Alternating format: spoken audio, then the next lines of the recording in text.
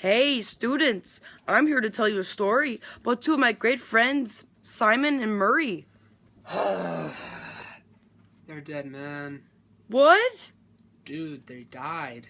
When? Didn't you read the books? Yes? Okay, how much of Lord of the Flies did you read? The whole thing! Simon died halfway through. One eternity later.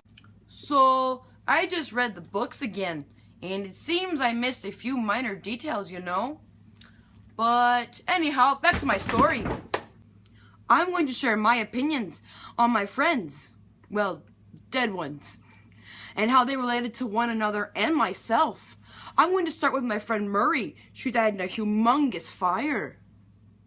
Fire, fire, fire, fire, fire, fire, fire, fire, fire, fire.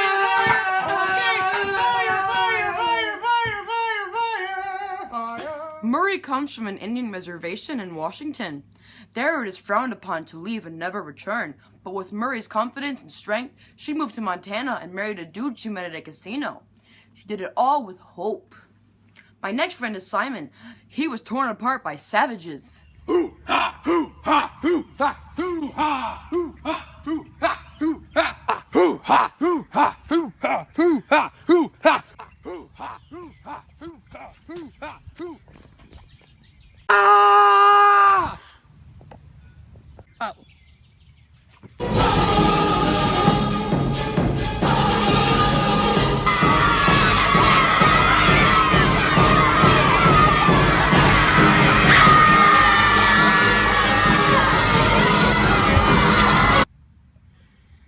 Stick!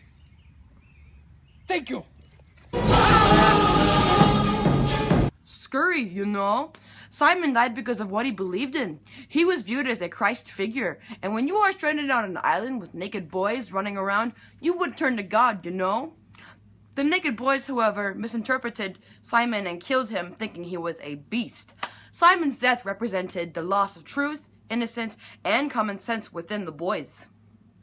I myself can relate. I too was in a fire, and I too was judged based on my beliefs, you know? My friend Victor's dad died, and he bullied me most times because I could communicate with nature. And his dad liked me more. Ah, my hair. Who are you? I'm Mary. Who are you? I'm Simon. Where are we? You are in a kind of purgatory. I brought you here to ask you a few questions. Well, for starters, I want to introduce myself. I am Thomas, and I am so glad you are here. Secondly, did you ever think that you would die so young? What does that mean? Of course not. I'm only 12. No 12-year-old thinks, well, today I'm going to be murdered by my friends, the people I trust. I thought I would live a full and happy life. Sadly, that was cut short. I didn't really know for sure. I mean, I didn't want to die, but I knew that it could have been a possibility.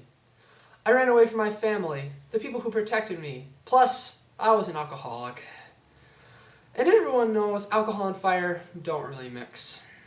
I did not know when, but I had a feeling. Wow. Okay, do you think you would have changed yourself if it meant saving your life? No, I don't think I would change a thing. I didn't do anything to cause my death. It just happened. If anything, I wish I could change the ones who killed me. Maybe if they hadn't been so caught up in chanting and losing themselves, I would have lived to see the day when we could escape the island. Unlike Steve here, Simon, it's Simon. I would have changed everything. I wish I could go back, give my parents a hug. I wish I could tell them that I appreciate their protection, even though it bugged me at times. Junior knew what he was doing. He had life figured out, it seemed at times. I wish I wasn't an alcoholic, and I wish that stupid curtain didn't catch ablaze and set me on fire. I wish all these things and more.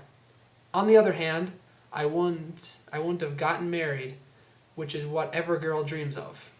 But if I hadn't been the screw-up that I was, maybe Junior would have been, and I don't wish that on anyone. Okay, next question. Do you think you inspired anyone after you died?